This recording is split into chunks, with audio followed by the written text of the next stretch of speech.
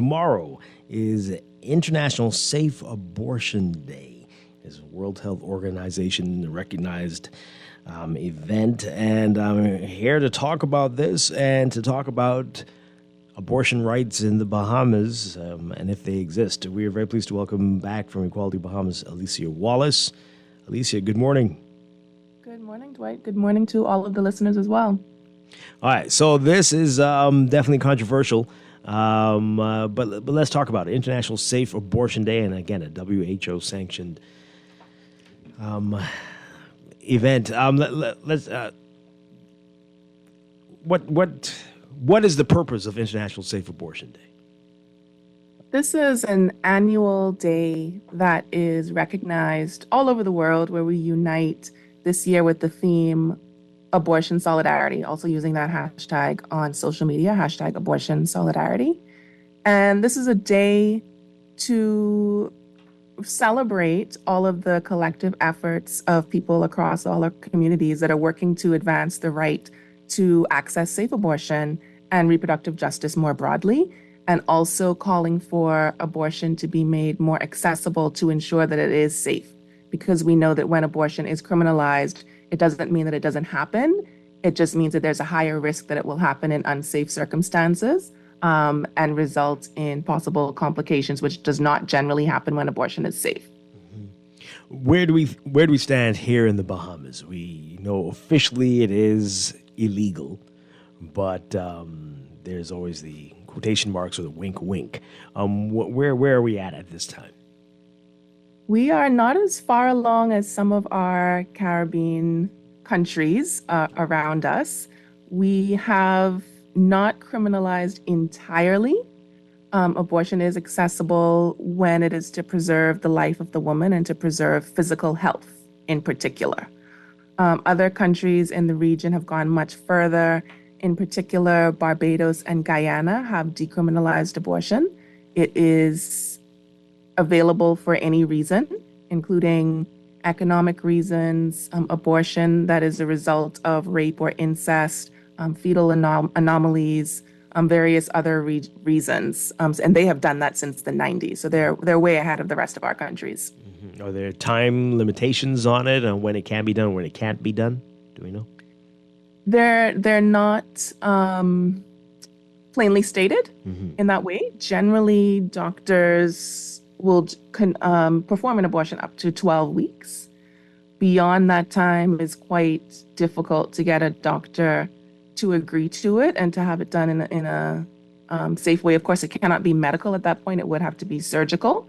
But these decisions are made on a case-by-case basis based on the health of the pregnant person. Mm-hmm.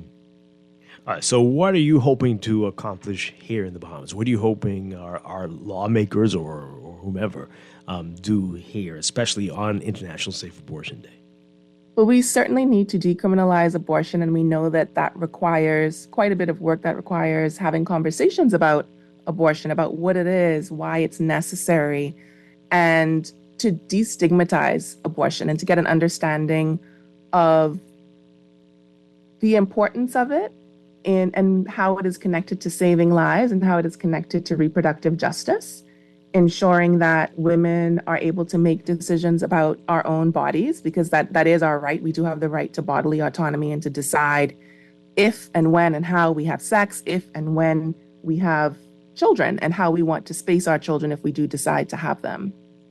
Yeah, we've got, as you said, a lot of work to do here. We know that recently there was a doctor who was brought up on charges for performing an abortion on a teenager, and that definitely surprised a lot of people, especially with the age of the girl. Let's talk about that and the responses that we've heard since then, because I know we had a lot of conversations, especially on talk radio after that incident. And still very surprising, some of the things that we heard, folks who said that even in cases of rape and incest, they would not support abortion. When you hear that, what do you think? It's very frustrating to hear people talk in this way and be very flippant about the lives of women and the lives of girls.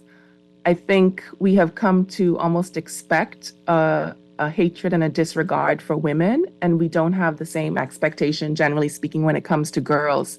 So I think in that case with the doctor and the young teenage girl, when people made these kinds of comments, it really makes you question, what do you expect to happen for a teenager who is so young, right? 13 years old. And if there was another case of an even younger child who got pregnant due to abuse by somebody who was in the home, a father figure. And there's this same idea that these children should be forced to carry pregnancies to term.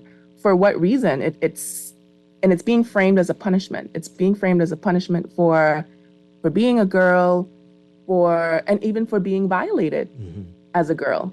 And when it comes to women, it's a punishment for sexuality, because women are supposed to be pure, right? And we are supposed to be in charge of contraception. That's the expectation. We are the ones who are supposed to negotiate for the use of condoms. We are the ones who are supposed to take birth control pills and use the patch and use the shot, whatever the consequences are, being the changes in hormones and illness and things like that. We're supposed to endure that with very little punishment being assigned to the other party who is involved, whether it is a chosen partner or a perpetrator of sexual violence. And this is something that we need to get beyond talking about it, and we need to see people who are in positions of leadership. And this is people in government, this is people who are in faith-based institutions, people who are leaders of community groups, people who are decision makers and influencers within their own households, to talk about the difference between rape and sexual violence, to talk about bodily autonomy and women and girls' right to make decisions about our bodies, and to call for sexual and reproductive health and rights to be actualized, to be realized, and understanding that that has to include comprehensive sexuality education. That this is a really broad spectrum that we're talking about when we talk about sexual and reproductive health and rights, and when we talk about reproductive justice. And there's a lot of focus, I think, on being against abortion instead of being for all of the preventative measures and all of the interventions that could make abortions much less necessary. Yeah. Do you think what happens here is influenced by the discussions we hear in the United States without taking into context what we're going through in this country? Absolutely. Absolutely. I think this is the case for many topics. We look to our northern neighbors to see what they are doing, and you can hear people parroting the same talking points that are myths that have been dispelled time and time again, still coming up, still being used in these arguments. And we're seeing the rollback of rights in the US, and that this is being celebrated by anti-rights groups. And people are wanting to see the same things happen in their own country. So it's really important that we're attentive to what is happening in the US, not just what's happening, but how it is being reported and the language that's being used by the people who want to restrict rights and who want to dehumanize women and girls as much as possible. The rollbacks in the US have also affected women's access to abortion in the Bahamas, because we know those who are in the socioeconomic position where they're able to travel will often travel to receive the healthcare services that they need that are not as accessible here in the Bahamas. So we will likely see more demand as these rollbacks continue. We'll see more demand locally for the service. All right, so I figure you said it already. Decriminalizing abortion. Ideally, if you had your way, what would be the parameters? What would be the rules regarding abortion in the Bahamas? Abortion should be accessible and decriminalized in all circumstances for all reasons. And I would leave it to a conversation with medical professionals to determine the timeline, but it should definitely be at least up to 12 weeks. Okay. We want to hear what our listeners have to say about it. Again, tomorrow is International Safe Abortion Day and WHO sanctioned day. Let's get your reaction to it. We're already getting a lot of text messages. You can call in 323-6232, 325-4316, 325-4259. Toll free, 242-300-5720. Tweet us, Facebook us, text us, 422-4796. This person says here, I can agree with abortion where necessary, but celebrating it, would your guest be willing to celebrate Healthy Wanted Baby Day? I think we celebrate that all the time, but I didn't say celebrating abortion. I said celebrating all of the efforts that we have made within our communities and across borders to increase access to safe abortion and reproductive justice. Okay. This person says here, it breaks my heart that every day we fight to kill babies. It's not the woman's body being ripped apart. I think we use the wrong terms a lot of times, and it confuses people about what is actually happening scientifically. So we're not really talking about a baby when we're talking about early on in the first trimester. For when pregnancy happens, it's a sperm and an egg in the fallopian tube that form a zygote. That's what it's called, a zygote. Around 4 weeks, this ball of cells will implant into the uterine lining, and then we call it a blastocyst. An embryo forms within the blastocyst. And around 5 weeks is when we see hormone levels changing, HCG increases, it stops the menstrual cycle, and this is the first sign of pregnancy. This is what is counted as 5 weeks, but it's actually 3 weeks after conception. And before the 9-week mark, there's no nose, there are no eyelids, there's no genitalia. This ball of cells, it's less than 3/4 of an inch, and it's at 11 weeks, week 11, that the term changes to fetus. You need to have an understanding of what we're talking about each week, and also understand that when we look at the timeline limitations for access to an abortion, we really have to subtract 2 weeks from the number of the weeks of pregnancy that we're talking about, because that is when a woman actually becomes aware of the pregnancy. We have to wait for that missed period for that to happen. So we're working within a very small time frame, a very limited time that we're talking about. So let's be precise in the language that we're using. Wow. All right, let's take this call and we'll get back to the messages. Good morning, caller. You're on the air. Hey, Dwight. Good morning. Yes, good morning. Dwight, let me just close this door. I'm against what you call it, right? Abortion. But I just heard the lady said the fetus develops at what?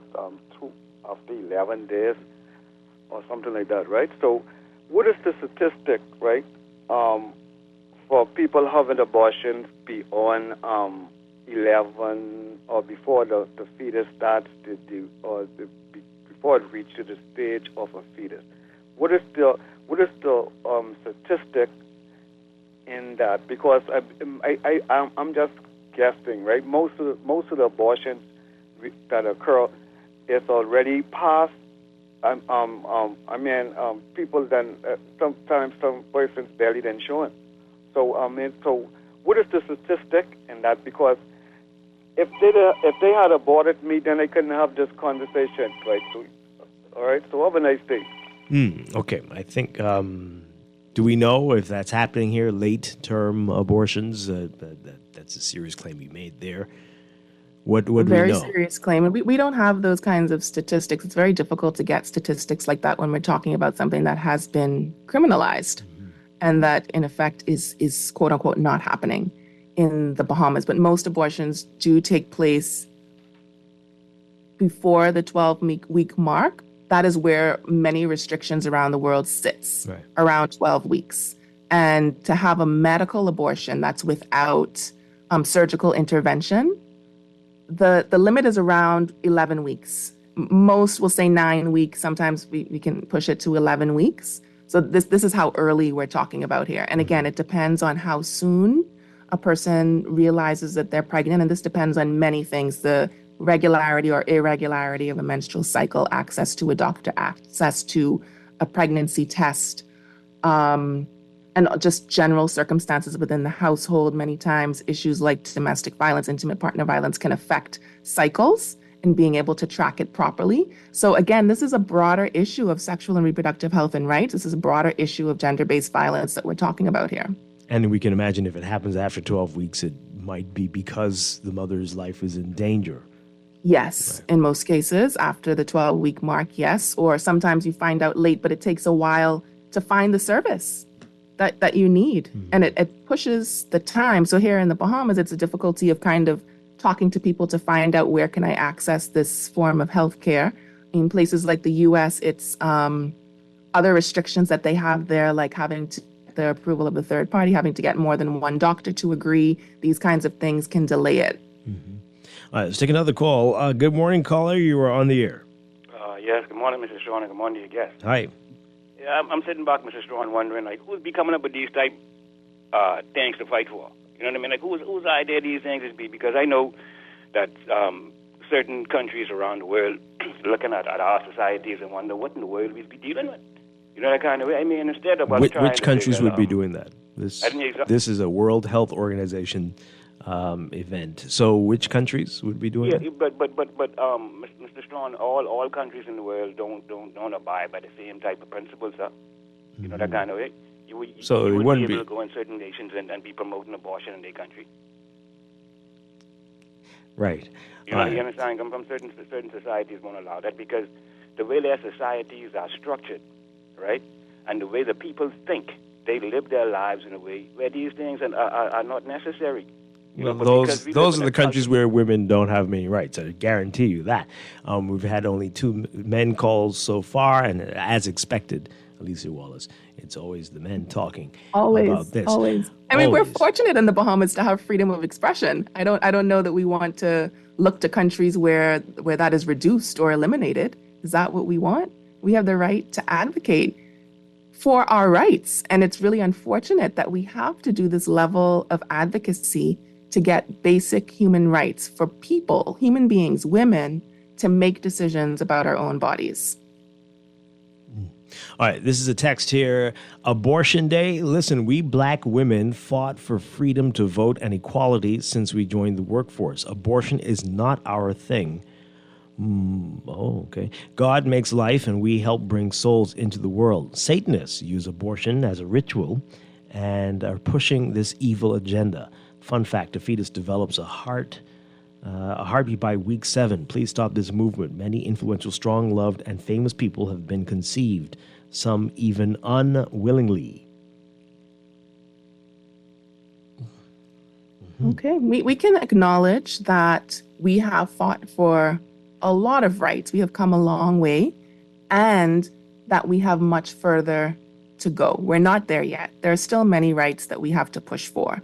We are still talking about criminalizing marital rape, for example. And that can very easily be connected to the struggle for abortion rights. Because imagine that somebody's being raped in their home by their spouse. They do not wish to have a child, but they don't want to bring a child into a situation where there is domestic violence in the home. What is that person to do? We want to ensure that they have the right to make the best decision for themselves. Yeah. Let's take another call and we'll get back to these messages. Good morning, caller. You're on the air. Hey, good morning. So I just wanted to chime in a bit on the conversation. I don't think it's fair. It seems to be we are conflating a couple of things here, right? The guest has used a couple of times the term gender-based violence in referring to abortion and healthcare. I don't see them as being anywhere near the same. Yes, rape is a very heinous thing.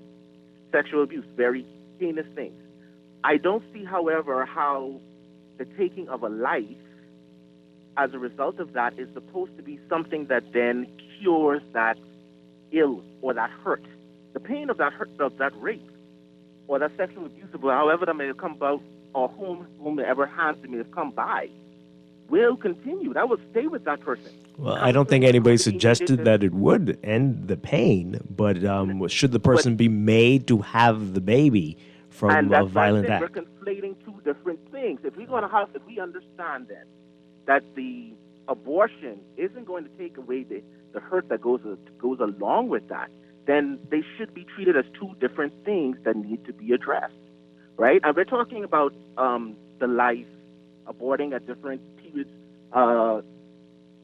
There, statistically, it is found, right? Not found. It's for the countries who do have it. We're going to go with the one that's closest to us, the United States of America.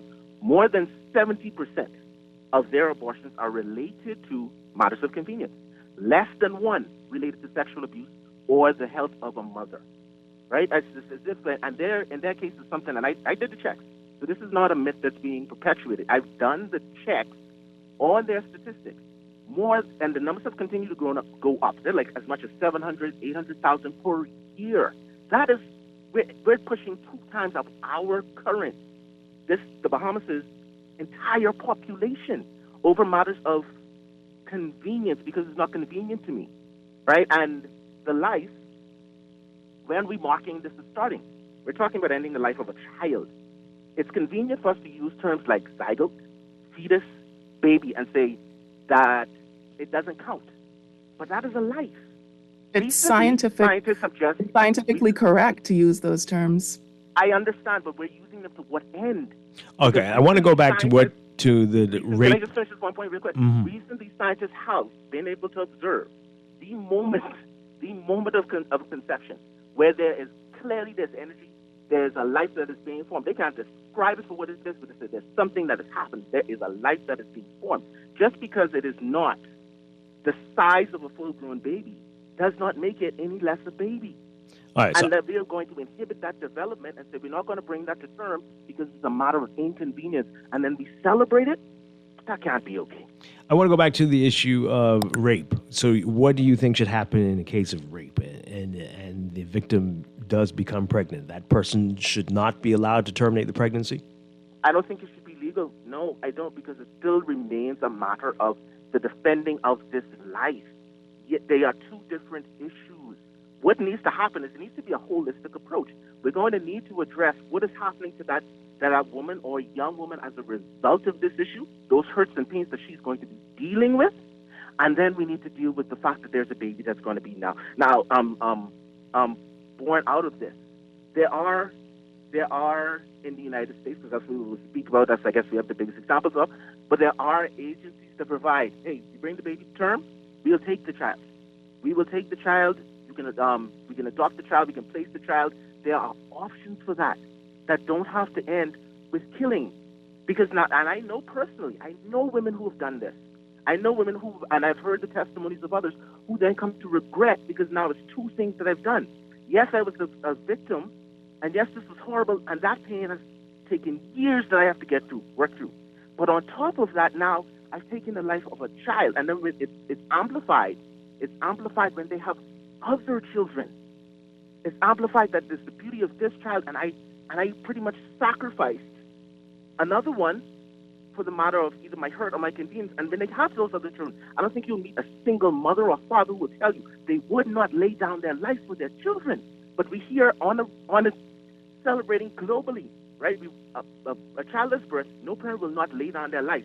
But we're saying here it should be celebrated and made easy that somebody should be able to lay down their life, their child's life. And if the mother's life is in danger, what do you think of that? And if the mother's life is in danger, what should happen? And yes, if the mother's life is in danger, she should be, and that's covered. Your guest did say that at the beginning. That's an entirely different issue, right? Those are the two. But that's the position we do have right now. If it's a medical issue and it's a difficult decision, but the mother does have a choice. And I'm willing to bargain that there are a lot who would say, if I could bring my child forward and I'll sacrifice that, they would be willing to do that. But if there's a choice, you could save that child, you can save the mother, the child is not viable, then yeah, you're gonna have to make those difficult decisions. But that is very different.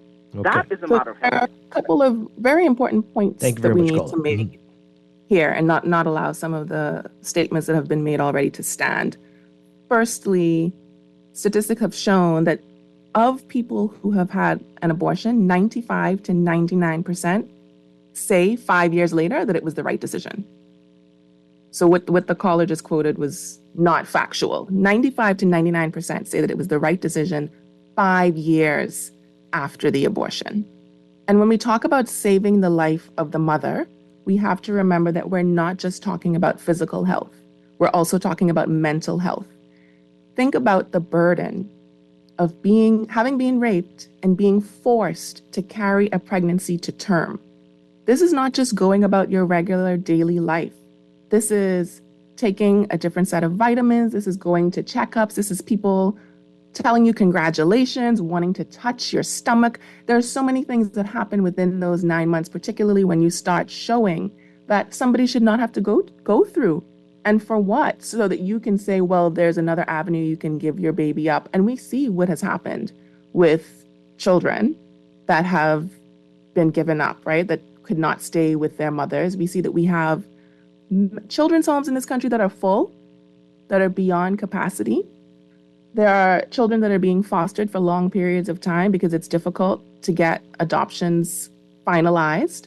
There are so many challenges here. And then we can talk about children who grow up and wanting to know what happened. What is my origin story? Where did I come from? Do you want to tell your child that story? This doesn't have to happen. And again, we are not talking about children. We're not talking about lives that are viable. A fetus at 9 weeks is not viable. We're talking about the potential for a life, sure. When we talk about ejaculation, when we talk about menstruation, that what's expelled from the body is also potential for a life. What now? All right, this text, and then we want to take these calls really quickly. This person says here, 8 weeks, a fetus has hands, feet, and a heartbeat and a soul. Planned depopulation in full force in the Bahamas. Murders every day, homosexuality rising. Man and man or woman I think you're trying to say, or woman can't produce children, and now killing babies. Bill Gates funds the WHO. Okay. Go push this on illegal, see what they say. Oh, this is every oh boy, they touched okay. Wow. Let's take this call. Good morning, you're on the air. Are you there, caller?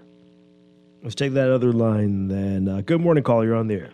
Good morning, Dwight and your guest. Hi, good morning. Well, I have to err on the side of the lady this morning because she explained herself quite clearly. She's not speaking about everybody and anybody having an abortion. She's speaking about certain terms, like persons who are raped, abuse, or medical conditions. Yes, I can agree with that because nobody wants to carry a fetus for so many months and realizing that that's something that they didn't plan for or didn't want it. Okay? Some of these gentlemen who call in this morning, they have to understand some things, man. Women should have a right to her body. Okay? Thank you, guys. Okay, thanks a lot. Where are the women? Why are the women calling? 323-6232, 325-4316, 325-4259. Again, tomorrow is International Safe Abortion Day. Not encouraging people to get abortions, just advocating for there to be access to safe abortions if one chooses to have one. This texter says bodily autonomy, but not accountability. The guest calls the rejection of abortion as opponents being flippant to women's lives. But what of the life of the child? Rape is horrible, but aborting a child doesn't fix that. I think this might be that caller we just had.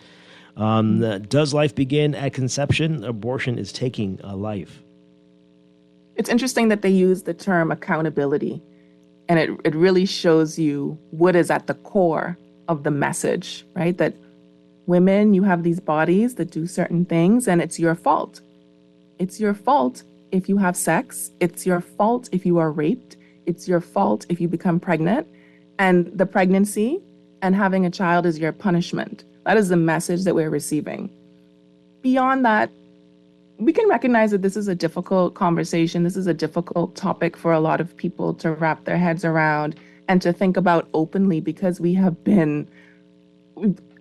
place has been littered with a certain message about abortion, right? The message that it is wrong, or that it is careless, or that it's happening. I think a caller earlier said it's a matter of convenience.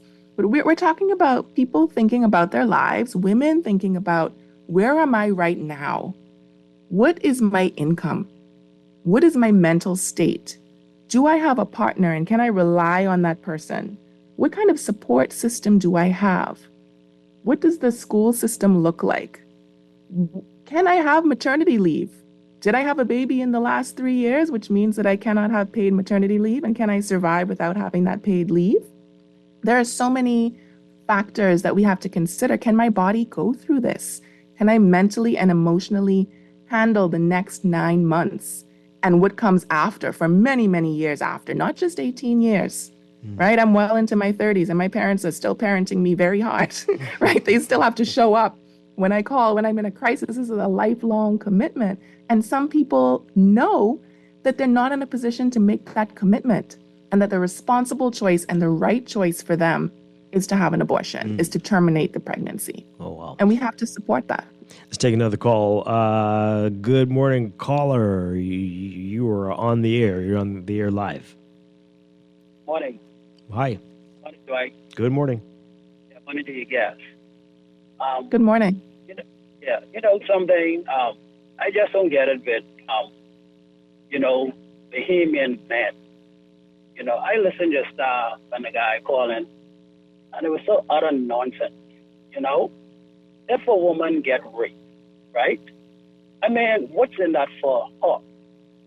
Come on, man. I mean, that's a no-brainer. We shouldn't even be having this conversation, because if somebody get raped, okay, that in itself is absolutely, why will you want to be reliving that and carrying a child? Let that happen, God forbid, to their wife or their daughter, and see if their sentiments will be the same. Come on, man. We got to wake up and understand that a woman have a born the right to her body, especially if something would have gone on in her life. And there's no regret if you get an abortion. If not villain or whatever, somebody rape you. Come on, man. Guys, somebody to wake up. Be sensitive and be sensible, And y'all enjoy all day, man. Okay. Thank you very much. Appreciate it. Thanks, you too.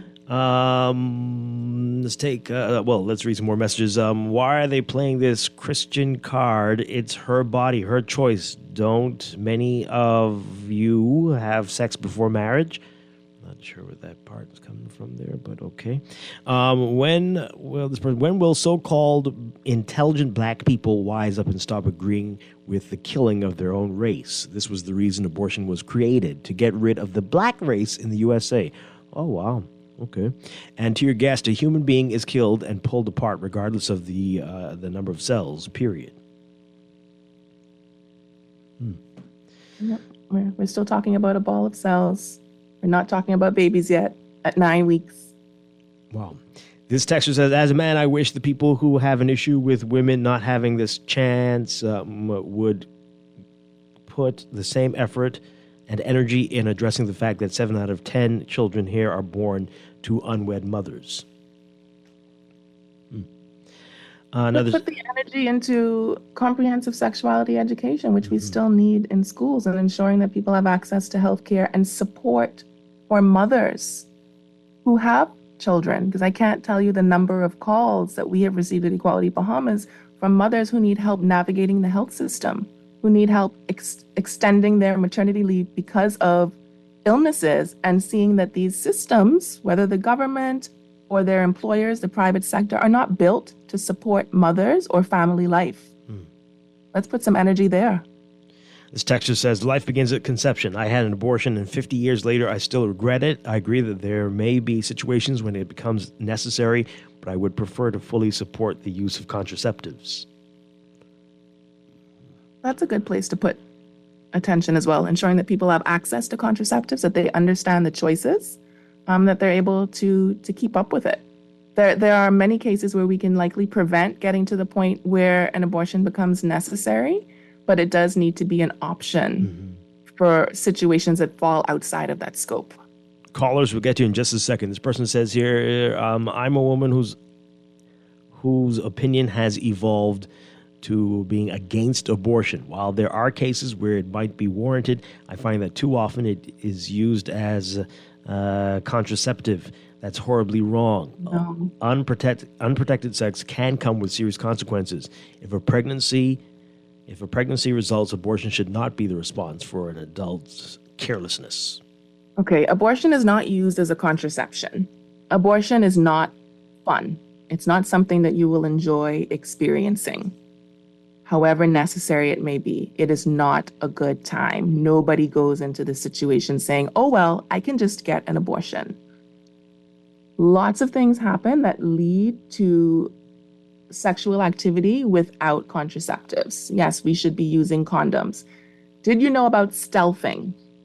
This is a situation where people are engaged in sexual activity and then the man removes the condom without the woman knowing.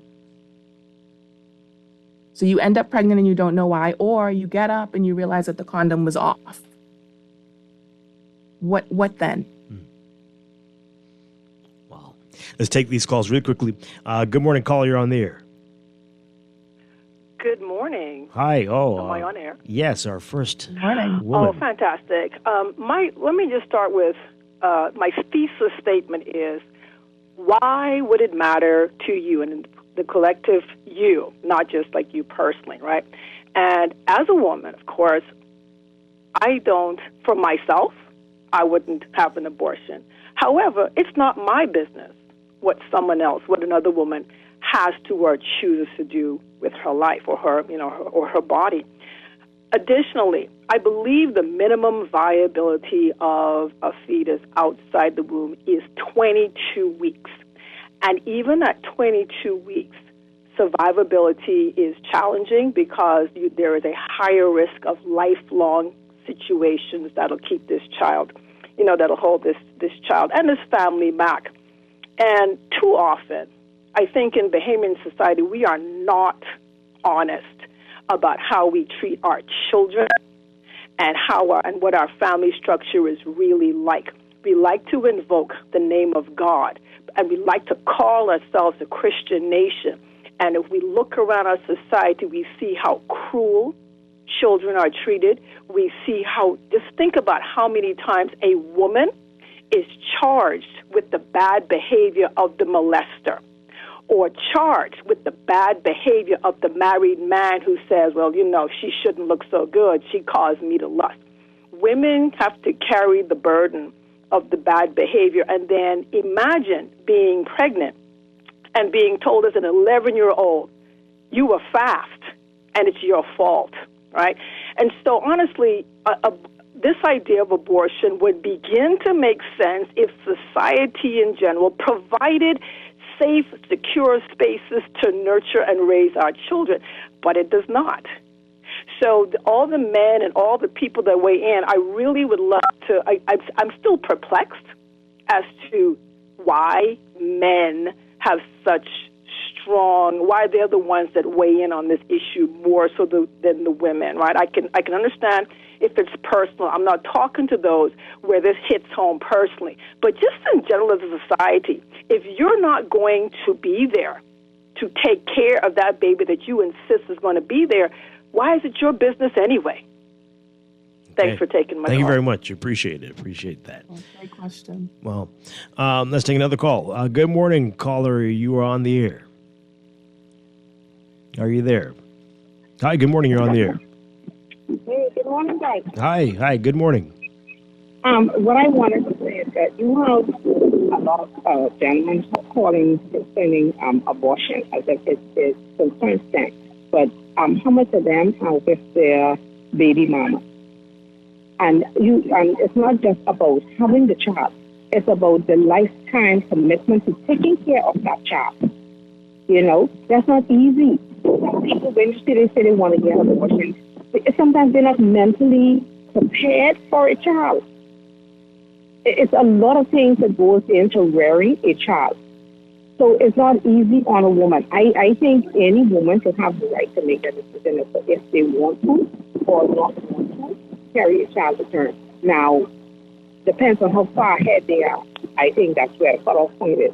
But at the beginning, like the lady was saying about selfing, a lot of things happen. Sometimes the condom just accidentally breaks. And then you get some persons that were drugged. You get persons that were manipulated, persons that were trying to do one thing, and it's all kind of things involved in it. So I feel like a woman should have the right to make that decision. Okay. All right. Thank you very much. And yeah, let's take this call as well. And we want to get back to your messages. I have only a few minutes left. But good morning, caller. You are on the air. Good morning, Dwight. How are you? Doing well.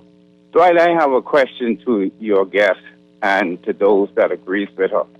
What if your parents had aborted you? Would you have been here to have this conversation or to fight this war today? Think about what if your parents had aborted you? Could you answer that for me, please? I can. I completely respect my mother's right to choose. And if I wasn't here, then I wouldn't be here. I would not even know that I almost existed, and that would be fine. Wow, that's a full answer. Okay, thank you. I mean, what would you expect the answer to be, though? I mean, I would expect that somebody would consider, I mean, if my mother would have aborted me and everything, then I would be something missing in the world, because I'm sure I make a great contribution. I raised 2 beautiful kids. I have a beautiful wife. So if I was aborted, would I be afforded the opportunity to live the life that I am living today? Would I be afforded to make the contributions that I'm making to society today? First and foremost, you don't know who you're aborting. You could be aborting the savior of the world. You could be aborting somebody who is coming to fix most of our world's problems. You just don't know. So why abort them? Because you don't Did know your what mother they want an could abortion? be. Say again? Did your mother want an abortion? No, of course. My mother has 11 children, and she never once Right. wanted an abortion. Never once. Great, that's 11 amazing. children. So she was able to make that choice for herself. She was able to have the children that she wanted to have, and you were able to, with the help of a woman and her body, have the children that you wanted to have, and that's fantastic. And that has nothing to do with people who make the choice for themselves not to go through with a pregnancy, not to continue a pregnancy. Well, I just feel that it is selfish. It's inconsiderate, because, like I said, you do not know who you are aborting. You don't know. Yeah. I mean, you could be I could aborting the also next talk about- serial killer. You could be aborting the next Hitler. I mean, that's, I don't know if that's a sensible argument to be making. But you have to, your situations is what Alicia Wallace is talking about. Maybe you are worried about what type of life you'll be bringing the child into. And some people are very concerned that things would be horrible. You turned out well. A lot of people have not turned out well. And again, nobody's not advocating, but just saying that you should have the right to choose. Access to the service should you need it and want it. Absolutely. One more call, and then we got a few more messages as time is going quickly. Good morning, caller. You're on the air. Hey, good morning, Mr. Strachan. Good morning, dear guest. Hi. Good morning. Yeah, I want everybody to listen. Whilst there might be a freedom of choice, remember, this is proliferated because exactly that, freedom of choice. Now, I'm not saying that a woman shouldn't have a choice, but it should be not just like across the board like that, because what happens then is I'm not hearing anything about advocacy groups, support groups, females supporting one another in times of these, because this is really life, right?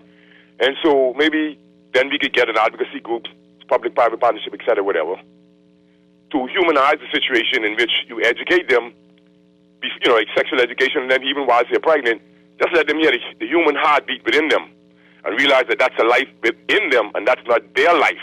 That's somebody else's life. And then let them make the decision. But I'm not hearing a counter-narratives and counter-positions. So everybody wants to follow the globalist views, but I urge everybody who can hear my voice to just go and Google the big business of abortion and see how they use all the body parts and all the enriched stem cells substrate of the umbilical cord, et cetera, et cetera. So you just have to read up on it, You have to be aware. But remember now, even when you go and check the data, when you find how many people was aborted, let's say from 1970, and you see the amount of people, and then Martin Luther King niece presented some data on the Mahafa, in which the most dangerous place for a black child to be is in the womb of a mother. So out of the 73 million aborted, I think, from 1970, whatever, you can go check it, but disproportionately, those would be Hispanics and blacks. You see, so it's all playing into the globalist views of depopulation. We will depopulate ourselves because we are of the concept and consensus that the world is overpopulated because we're being told so, like blind, mindless, ignorant sheep, and we believe it. Mm-hmm. Okay. Well, There are a lot of conspiracy theories around abortion. I think it's important to note that most abortions that happen within this period that we're talking about, before 12 weeks, are medical abortions. And they're taking place at home. There are no body parts that are being extracted from the body and then being sold on the black market or whatever it is that people think is happening. Medical abortions happen at home. And you get into the bathtub, you sit on the toilet, and it's a couple of days and everything comes out. It's tissues. It's almost like a period. Okay, that's what's happening. Well, that's When a lot. it's surgical, it's a little bit different. But again, somebody else talked about shredding up. Is it shredding up or is it preserving body parts to do something nefarious? And about most abortions being Black and Hispanic people, we can look at the socioeconomic issues, right? The intersection of race and class and income and how that might impact the needs of people, the healthcare needs of people, the family planning decisions that people make. It's not just cut and dry. It's not just this idea of depopulating. When people make personal decisions, if I am pregnant and I decide that I need to terminate this pregnancy, I'm not saying that, I'm a part of a movement to depopulate the world or decrease the Black population. I'm saying I cannot do this. I don't have the support system. I don't have the mental or the emotional capacity. I need to save myself. All right, a few text messages before we wrap up. This texter says, we had a pastor who was conceived as a result of rape. He brought many souls to God before he died. All right, so we're talking about the outcome for the person and for the community and what you deem to be benefits, but we're not talking about the trauma of the woman, about whether or not she had a choice in that matter. We can't go around celebrating births that are a result of rape, right? Saying this is a great thing. This person was forced to do this, and now look at what has been produced. There are probably just as many instances where the product is not great, is not really contributing very well to society, right? We cannot guess. We can't guess who might be born, right? This is, again, it's a ball of cells. We cannot see the potential except that there's a potential for life. Yes, it is not a baby. It is not viable outside of the womb. It needs the woman's body, and the woman has the right to make the decision about what happens to her body. This texter says, I love how a man who has never carried a baby has all the answers to this issue. He needs to cite the source of statistics. This is a complex issue, but as a woman, I should have the right to make decisions about my body. And how about the fact that more than 50% of households in the Bahamas are headed by single women? Men like that are a part of the problem. They know better about a woman's body and choices and experiences than a woman. It's a text. This is another one in response to a previous caller. That caller, it should not be his place to decide what level of emotional turmoil raising the child of a rapist, will have on that woman. Yes, some of them regret it, but those who don't have a constant reminder, especially if the child looks like the rapist. And what happens when the rapist wants visitation rights? Dwight, I so hate to hear men get on this abortion issue. What about putting laws on the book about ejaculation? They are killing life. I guess I mean masturbation. Yeah. Okay. That's sperm. That's sperm. Potential for life. I've been in the medical field for more than 20 years now, and I've encountered many seeking abortions or who have had the majority of women seeking abortions have not been, but the majority of women seeking abortions have not been because of rape or incest. The majority have been because someone made a choice to have intercourse and get pregnant. The most natural consequence of intercourse is pregnancy. Your right to choose was 1, your choice of birth control, and 2, your choice to have sex. That life is not yours to take. When the baby is not viable or mom's life is in danger is a different conversation. You can't lump them all under one umbrella, and this campaign puts it all into one. It all is one. It's all about bodily autonomy and being able to make decisions and not having the potential of a life, a future child being held in front of you as a consequence. As a consequence for having the nerve to engage in sexual activity, having the nerve to seek pleasure and to give consent to sexual activity, if that is the case, if that is what happened. And again, contraception does fail from time to time. It does fail from time to time, and sometimes our partners fail us. This person says here, in some instances, I do not agree with abortion, but in some instances, I can see why someone would choose that option, especially a rape victim. Keeping the child keeps the rape in front of the victim for a lifetime. The child also potentially becomes a victim of abuse, so a vicious cycle. I think we need to make a distinction as well between personal beliefs and human rights, the human rights that women have inherently and don't need to earn or deserve. They just exist, and that governments have the obligation to uphold and to promote. And we know that the government of the Bahamas is well aware of the Universal Declaration of Human Rights that is decades and decades old. It has voluntarily signed on to other conventions, including the Convention on the Elimination of All Forms of Discrimination Against Women, also known as CEDAW. We refer to it as the Women's Bill of Rights. And the CEDAW Committee has recommended to the government that it decriminalize abortion in a certain set of circumstances. Wow. So it's important to just keep this in mind, that you can believe what you believe, right? And you can live by those beliefs. That is separate from our rights and what our laws and policies should do to support our access to our human rights. All right. Just under 2 minutes now. Let me read these really quickly. Destruction of the unborn is an abomination to the Lord. All ye have gone astray. God help this nation. Another text. I do not want to or plan to take care of somebody else's child. Therefore, I do not want to tell them to keep a child they themselves do not want. Okay. Dwight, I agree with abortion 100%. Fewer babies, fewer people and fewer babies means that there will be more high-paying jobs available. Taxes will be lowered. VAT gone. More food. I think this person's being sarcastic, I believe. Less traffic on the roads and a way better quality of life for me. Abortion is good. Let's encourage it. Okay. Anyway. All right. Oh, boy. It's our business because it takes a village. Also, it speaks to the morals of a society. Men are responsible for keeping proper order. Well, what's happening then on the streets?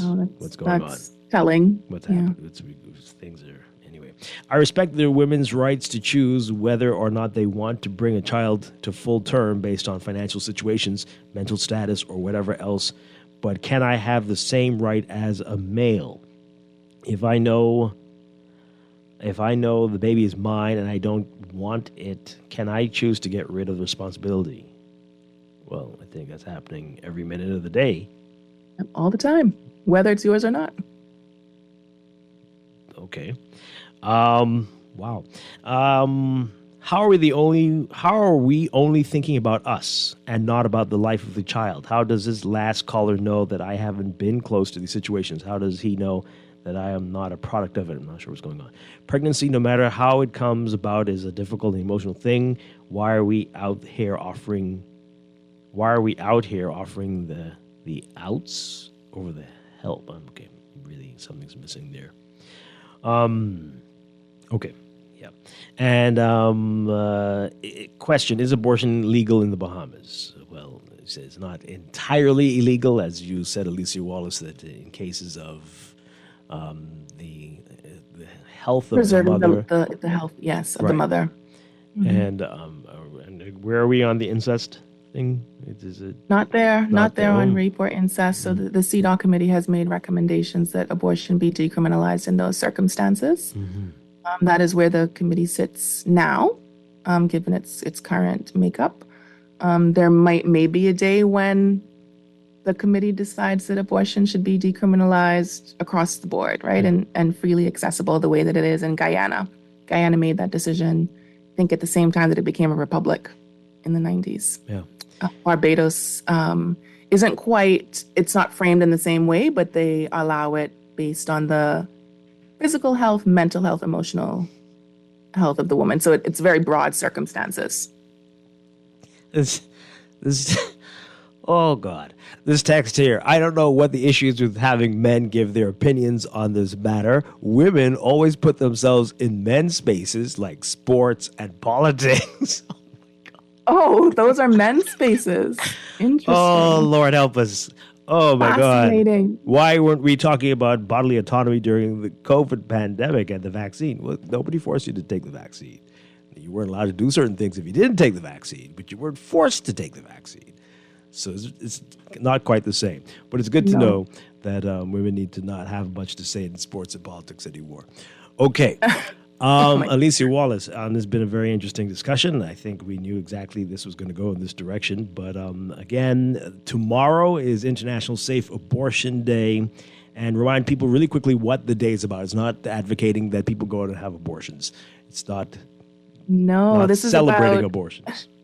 We're pushing for decriminalization of abortion, expanding access. So that means removing policy barriers, expanding the legal grounds, and removing third-party approval wherever that exists in other parts of the world. We want it to be accessible. We want it to be inclusive healthcare. We want to ensure that people are accessing safe abortions. People will find ways to get abortions regardless. By decriminalizing, we can ensure that they access safe abortion. And to get there, of course, we have to continue to have these conversations, but not being compelled by the anti-rights folks or people who are focused on their own beliefs, recognizing that there are human rights standards that the government has an obligation to uphold. And the work that we have to do as community members is to bust the stigma, to refute the myths, state facts, and to share our stories. So if there are women out there who have had abortions and you'd like to share your story with us, you can do so anonymously. Please get in touch, equalitybahamas@gmail.com.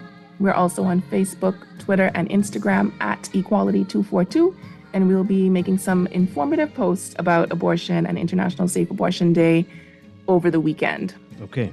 Alicia Wallace, Equality Bahamas, thank you so much for joining us. Thank you very much. We'll talk again soon.